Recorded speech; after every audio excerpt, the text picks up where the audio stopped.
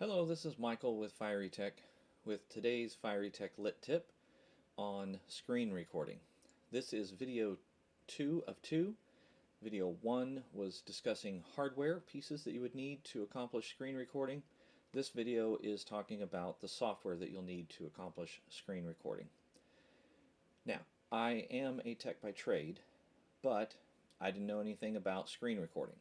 So for me, this was a brand new journey. And even though I'm technical, it still took me a few days of research and trial and error to really find software that would work and understanding how to configure the software so it would work. So I felt like if I, as a tech with technical background, took that long to figure this all out, then if you're a novice and you're just getting into this and you're wanting to learn how to do it, I thought it would be really helpful to show a roadmap of how I'm accomplishing it so that you can more easily get to that point. So we're going to get into that next. If this video is helpful to you, please like the video and subscribe to our YouTube channel so that we can continue to grow and provide content like this. Appreciate it. Alright, so I'm going to talk to you about all the different software pieces that I looked at. I read a lot of reviews and articles on the web. And some YouTube videos on how to do this. Got a lot of different results, so this is what I found that worked. I will put links to all of these pieces of software in the description of the video, that way you can go directly download them. So I'm just going to briefly show you what I found. So if you have a webcam, you don't necessarily need this piece of software because you're already going to have a webcam directly connected to your computer. But if you're going to try to use a cell phone as a webcam, then you're going to need software like this. This particular piece is free for Windows. I think it's $5 to buy on the Android store, and this particular piece only works for Android. There are ones out there for iPhone. I'll let you dig and find those. Since I don't have an iPhone, I really went from the Android perspective. Pretty straightforward. The software on the desktop side will run on Windows or Mac. But on the phone side, this will only work for Android. Some of the videos that I watched recommended EaseVid for desktop screen recording, and it works, but I did not really find it to be able to accomplish really what I wanted, and didn't really have a lot of the options. Like right now you can see that you have an image of me in the corner, you have an image behind me that's covering a green screen, and then of course I got the editing software to make all that happen. EaseVid lets you do some pieces of that, but really not all of that, and you can't change the images really easily. It was close, but not quite there. But I wanted to show it to you in case this was something you might play with. You might like it better than I did. Another thing that was recommended to me was NDI Tools, and it has an option for screen capture. And I kind of played around with this. This is a really robust piece of software. It looks to me like it could do a lot. It did have a webcam only option. I couldn't really figure this out easily on how to make it work, so I skipped over it. But this is another option that a lot of people recommend. This could be useful, but I didn't find it that easy to use. This piece of software works really well, and I've used this a decent amount, and I actually bought it. So it will do screen recording. It will do screen recording with a small webcam image like what you're seeing now. The only hang-up that I had on this was that I could not change the image in the background for my webcam. So when I'm doing, now if I was doing a webcam only shot, I could change my green screen background. But if I'm doing a video like this, to where I'm down in the corner, then EaseUS didn't allow me to change that image. So if you're in an environment where you're recording and you don't care, you don't need a green screen, and your background that you're videoing is something you don't mind showing to the world, then EaseUS, I think, is a higher quality piece of software, and I think it works really well.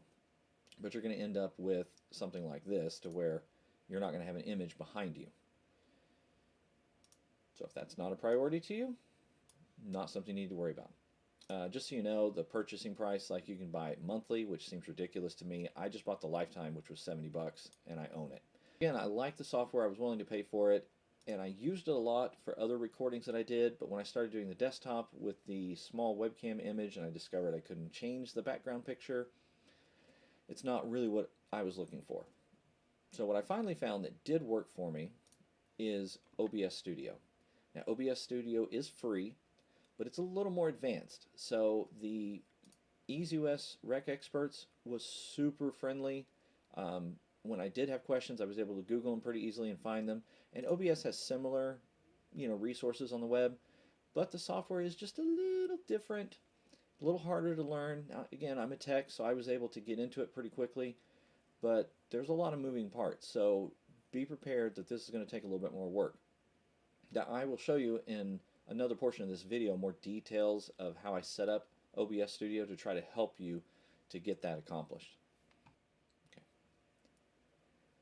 Alright, so when it comes to editing your video, because when you're all done, you've done all your recordings, you're going to need something to edit the video. And unless you're just amazing, you're not going to get your entire video filmed in one shot. There's going to be mistakes, and you're going to have good pieces and bad pieces, and you want to splice together different video clips. So this software is amazing. I've used it a lot. Again, it took a little bit of learning, but there's a lot of Google resources out there to kind of teach you how to use it. I like this software. EaseUS, I think, or OpenShot are your best resources for doing desktop recording software. And nobody's sponsoring me in this. This is me telling you what I really think is the best. Alright, so the first piece of the puzzle, if you are going to use a cell phone as your webcam, is you're going to need to install the Iriun. So this is the Iriun software here. I've got it, when I installed it, it asks you if you want 1 or 2 cameras. So I went ahead and set it up for 2 so that I could have 2 different phones or 2 different cameras recording simultaneously, so I have different angles. Right now I don't have anything on camera 2. And so this is the beginning of the process. You have to have this software installed on your phone, which is $5 to buy, and then you have to have this software installed on your computer as the server, so they are going to talk to each other. They've got to be on the same wireless network. Your phone and your computer has to be on the same network, and this will be the raw footage that you're getting as a webcam. And so you can see my green screen behind me here, while in the bottom corner you can see my green screen image is gone and I have a background image. Okay, so let's talk about OBS. This is the software, what you're seeing on the screen right now, and obviously you're seeing an image that disappears into infinity because it's showing itself. One nice thing I like, and this helps to kind of understand what's going on, you've got different columns. So you've got a scenes column, so you can set up 2 different styles of scenes. So right now I am recording and using my desktop and webcam scene, which I named that, but I configured it to capture my desktop, capture my webcam, put my webcam down in a corner, and capture the audio from my microphones, and have an image behind me in the webcam. All those different moving parts have to be added separately. So this scene comes, your next column over is your sources, and so your sources is where you're selecting all those individual pieces. So let's talk about how to set up a scene from scratch. We got OBS Studio. It would not allow me to delete and get down to 0, so we're gonna ignore the fact that this one's sitting here. We're gonna add a brand new scene. Alright, you can call the scene whatever you want. I mean, obviously choose an intelligent name that, like in my previous screen that shows, I've got one that's set for webcam and desktop or webcam only. So for right now, we're just going to call this one tutorial. Okay, so you basically have no sources selected. Once you've created your scene, you're going to need to add your sources.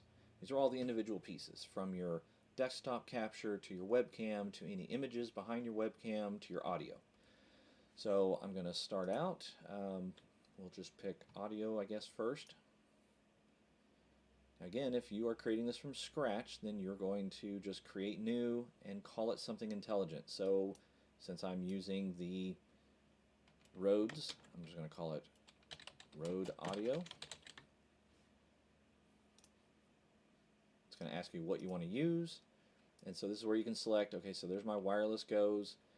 You could use the audio from your webcam, whatever other kind of microphone you have.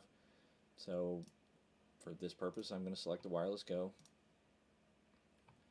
And we can go in and grab our display. Now, there are a couple of different options here. You can do window capture, which will only capture one specific thing, one specific program. So if you're going to do what I'm doing and pull in different pieces, this won't work for you. This will only show one specific program. As you can see, when you create this, you have to select a specific program.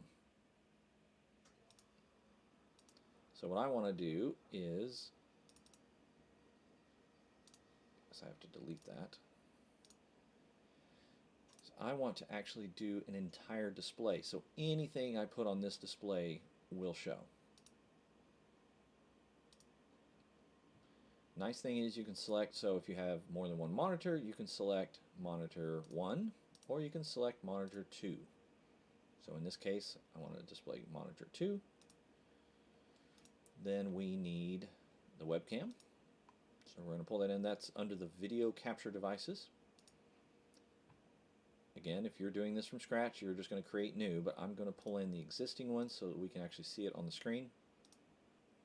The next thing you want to do is bring in an image if you want an image behind your webcam. So you're going to go to plus, I'm going to go to image, call it whatever you want to call it. We could call it Western Town to correlate to the picture. We're going to browse to that picture. Okay, we're going to select that. And then that will show, this would be what is behind your webcam. So you want to place it wherever your webcam is and then resize it to fit your webcam image. And I'll show you more of that here in a minute. So those are your key elements that you need to add as sources. I'm going to bring in my other program to show you more detailed views that it will allow me to show in the other piece. Alright, so as you can see, I've already got all the elements in my sources added. So let's play around a little bit. So if we do our image, obviously we can resize that image, which obviously doesn't look good in this situation, so you want to bring it down to match your webcam. But I can change the elements of the webcam, of the image. I can change what photo is showing behind me even after I've created it. You can either double click on it or you can select it and go down to properties, your little gear icon. I'm just going to double click it and I'm going to change it. Let's say that we want to put ourselves in a western town. Okay, now it changes that image. Now every image is going to have a different size to it, so you're going to have to modify this to fit. You can see the blue box there is my webcam cutout. So I want to drag this to equal that webcam cutout.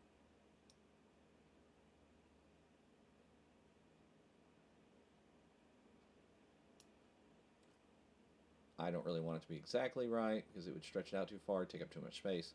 But you get the idea. You can modify that. And we could select something fun, like baseball stadium. I did a weather one that I thought was kind of fun. You can always hit the eye here and that will just turn it off, so then it's just a black screen covering your green screen. Lots of different options. It's a lot of fun. The other thing that's nice about the webcam, select on the webcam, then we can actually say, okay, well, I want this to actually be in my bottom left corner, or I want it to be up here, or I want it to be in the middle of the screen. You can do whatever you want with this webcam, but of course you need to make sure to take your image with you.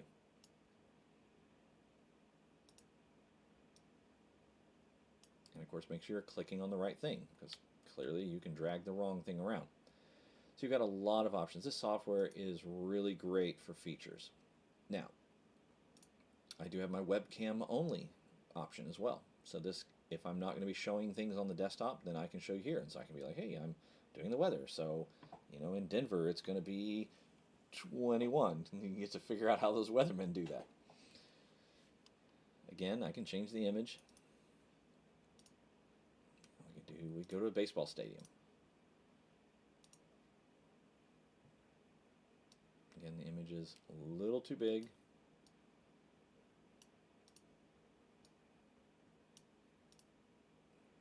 And I'm in a Kansas City Royals stadium.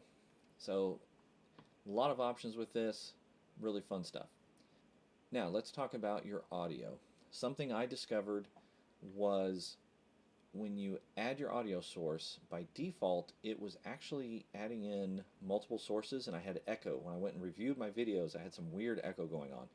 So I had to go into my advanced audio settings, and multiple items were checked here. So I actually had to isolate down to where, and I had to figure out which one was actually my Rode wireless ones. So this was where I found it, selected it only, and deselected all the rest of these. That got rid of my echo. So the two biggest things that I ran into that were problems was figuring out the echo, which I showed you there. The second thing that was problematic for me was understanding why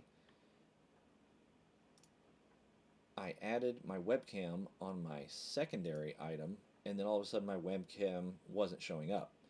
So what I discovered was, when you're doing this, and you're going to your plus, you're going to your video capture device, you want to select existing. By doing that, it allows it to show up under each scene. So you'll see it's labeled webcam here, and it's the same one here, so it's showing you this same webcam. When I did not do it that way, and I added it as a new item in the new scene, then I would go to the other scene and there would be no webcam footage. So that is the basics of how to set up OBS Studio. Now you see the software side of things. So video 1 covers the hardware. If you haven't watched that, go ahead and watch to kind of see the different hardware pieces that I implemented. This video should cover the software. So once you've looked through this and set these pieces of software up, you should be good to go. And I hope your journey is fun and enjoyable for you, as it is for me. It's fun to play around with this stuff. And remember, I will put links to all of the software pieces in the description of the video. That way you can go locate them and download them. In video 1, all the hardware pieces I'm going to have linked. You should be ready to become a video recording specialist. So if this video was helpful to you, please like the video and subscribe to my YouTube channel. I would really appreciate it. It helps me to grow, and hope you have a great day.